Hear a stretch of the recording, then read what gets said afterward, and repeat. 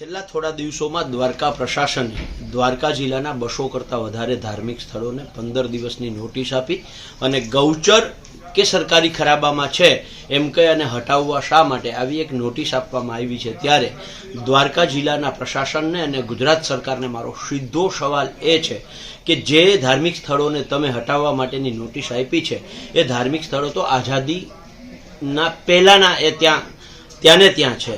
એમાંથી કેટલાક ધાર્મિક સ્થળોમાં તો હજારો લોકો ત્યાં એક નિયત સમયે તહેવારોના સમયે ત્યાં માથું ટેકવવા આવે છે। એમાં જ્ઞાતિ જાતિ ધર્મ બધાયથી ઉપર ઉઠી અને આ ધાર્મિક સ્થળોએ લોકો આવે છે। તમે જે ધાર્મિક સ્થળોને નોટિસ આપી છે તે ધાર્મિક સ્થળો પૈકી કેટલાક ધાર્મિક સ્થળો તો એવા છે કે જેમાં સરકારશ્રીના તાલુકા પંચાયતના સદસ્યથી લઈ અને પ્રમુખ જિલ્લા પંચાયતના સદસ્યથી લઈને પ્રમુખ નગરપાલિકાના સદસ્યથી લઈને પ્રમુખ ધારાસભ્યથી સંસદ સભ્યશ્રીએ ગ્રાન્ટ આપી છે અને આ જ પ્રશાસને એ મંદિરોમાં ગ્રાન્ટ વાપરી છે। ત્યારે સવાલ એ છે કે જ્યારે આ મંદિરોમાં ગ્રાન્ટ વાપરી છે તો મંદિરો ગેરકાયદેસર કેવી રીતે હોય અને જો આ ધાર્મિક સ્થળો ગેરકાયદેસર છે તો ત્યાં ગ્રાન્ટ શા માટે વાપરવામાં આવી? નંબર 1। નંબર 2, જો સરકારને દબાણો જ દૂર કરવા હોય તો દ્વારકા જિલ્લાની અંદર ઘડી કંપની જે આવેલી છે એ રાજમાર્ગો દબાવીને બેઠી છે, એને દૂર કરવાની હિંમત આ પ્રશાસન કરશે ખરું?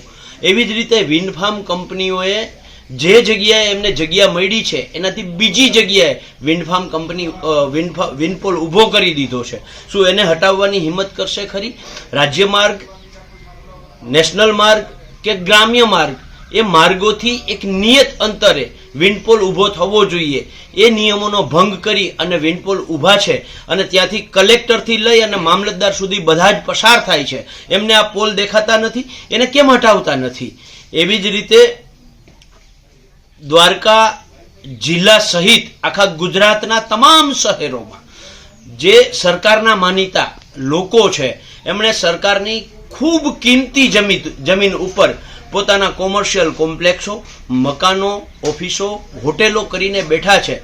જો સરકારમાં તાકાત હોય તો આ ધાર્મિક સ્થળોના દબાણ દૂર કરતા પહેલા દરેક શહેરની અંદર જ્યાં એ ઓફિસો આવેલી, સરકારની ઓફિસો આવેલી છે એની આસપાસમાં પણ જે દબાણો છે એને દૂર કરવાની શું આ સરકાર હિંમત કરશે ખરી? મારે સરકારશ્રીને એક નમ્ર નિવેદન કરવું છે કે તમારા માનીતા આગેવાનોએ જે રીતે કોમર્શિયલ કોમ્પ્લેક્સો ઊભા કર્યા પછી સરકાર એ આગેવાનો માટે ઇમ્પેક્ટ ફી નામનો કાયદો લાવી શકે છે તો આ ધાર્મિક સ્થળો તો પહેલાથી છે, એ કોઈ જમીન પચાવી પાડવા માટેના બદ ઇરાદાથી ઊભું થયેલું નથી।